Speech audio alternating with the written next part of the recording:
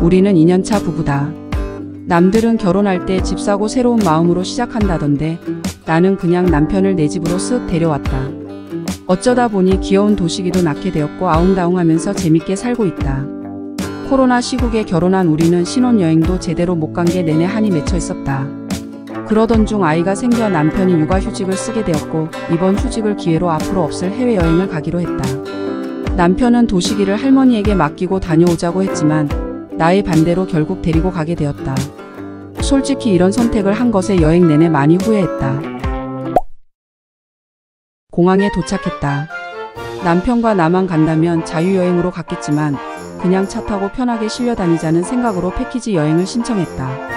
이게 내 두 번째 실수가 될 줄은 이때는 몰랐다. 남편은 비행기 탈 때 수화물 붙인 적이 없다고 한다. 20kg 캐리어에 모든 짐을 넣고 갔다고 한다. 하지만 아기가 있는 지금은 상상도 못할 일이다. 우리 짐보다 아기 짐이 훨씬 많았다.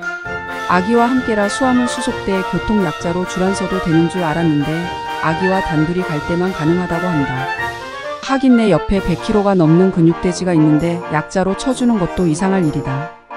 우는 아기와 비행기를 탄 적이 있다.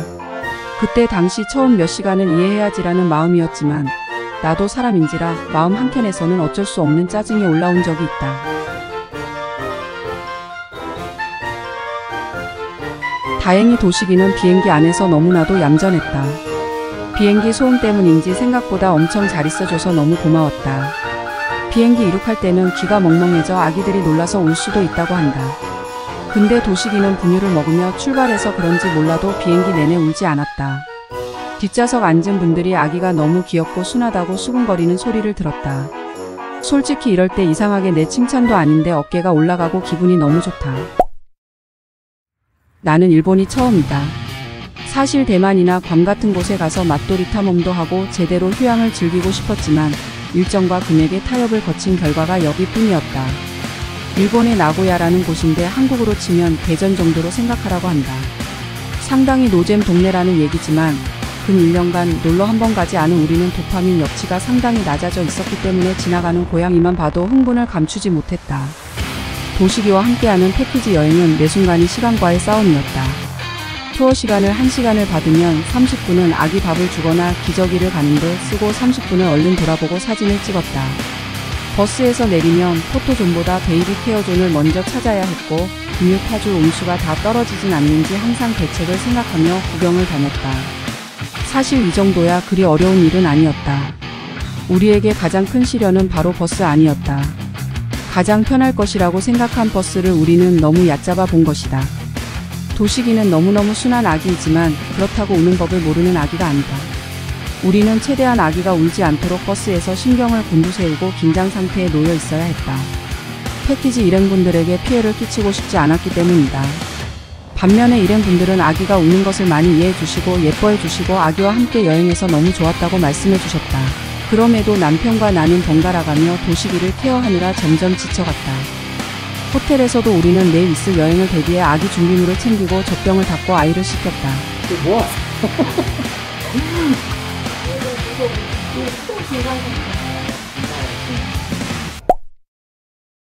두 번째 날에도 첫째 날과 같았다. 버스를 탔고 여행을 즐겼고 아이를 달랬다. 다만 첫째 날과 다른 점은 눈이 엄청 왔다는 것과 체력적으로 너무너무 힘들었던 것이다. 우리는 천근 같은 몸을 이끌고 호텔에 도착했지만 쉴 틈 없이 바로 내일을 준비했다. 그래도 온천은 즐겨야지 싶어서 다녀왔는데 그 사이 낯선 환경에 엄마까지 없어졌다고 생각한 도식이가 울기 시작했다. 남편은 홀로 도식이를 달래다 지쳐 엄청 짜증이 난 상태였다. 내 욕심으로 시작된 여행에 나를 비롯한 모두가 고생하는 것 같아 밤새 잠 못 드는 도식이와 눈물을 훔쳤다. 세 번째 날 아침이 밝았다. 세 번째 날도 어제와 같았다. 오늘은 여행의 하이라이트 설원고지에 케이블카를 타고 가는 날이다. 눈도 엄청나게 오고 진짜 많이 걱정되고 어제 밤에는 코피도 났다. 하지만 어제 남편이 짜증낸 게 미안했는지 다시 힘을 내줬고 나도 설레는 마음으로 일정을 시작했다. 케이블카를 타고 올라간 산은 너무 아름다웠다. 겨울왕국에 온 것 같은 풍경에 여태 한 고생이 다 씻겨나가는 기분이 들었다. 도식이가 아마 여기에 온 가장 어린 사람 중 하나가 아닐까 생각해본다. 그러나 그 다음 일정은 세찬 눈 때문에 취소되었고 버스를 타고 5시간 동안 가야 한다는 소식을 들었다. 첫째 날과 둘째 날의 고생들이 떠오르며 또 걱정이 앞섰다. 그런데 5시간이라니. 무거운 마음을 안고 출발한 버스 일정은 생각보다 순조로웠다. 첫째 날, 둘째 날에 단련된 남편과 나의 손발이 너무 잘 맞았고 도식이가 언제 울고 무엇을 원하는지 표정만 봐도 알 것 같았다. 미리미리 시간 맞춰 분유를 준비하고 기저귀를 준비하니 도식이가 보채는 일도 없었다. 남편과 나는 이상하게 힘들지 않았고 그 덕에 5시간 동안 버스는 너무 조용하게 운행되었다. 5시간의 지루한 시간 속에서 도식이는 패키지 일행분들에게 작은 활력소가 되어 주었고 예쁨 받는 도식이 덕에 우리도 힘을 얻었다. 여행의 나머지 일정도 여차저차해서 끝이 났고 우리는 또 도식이를 달래며 비행기 타고 버스 타고 집에 돌아왔다. 영상 나레이션으로 힘들다고 징징대기만 했는데 사실 여행 자체는 너무 즐겁고 좋았다. 나와 남편은 연애 시절 여행과는 또 다른 감정을 느꼈다. 부부는 확실히 연인보다는 무게가 있는 단어인 것 같다. 이번 여행을 계기로 우리는 좀 더 단단해졌고 여행 내내 순둥순둥하게 잘 있어준 도식이에게도 너무 고마웠다.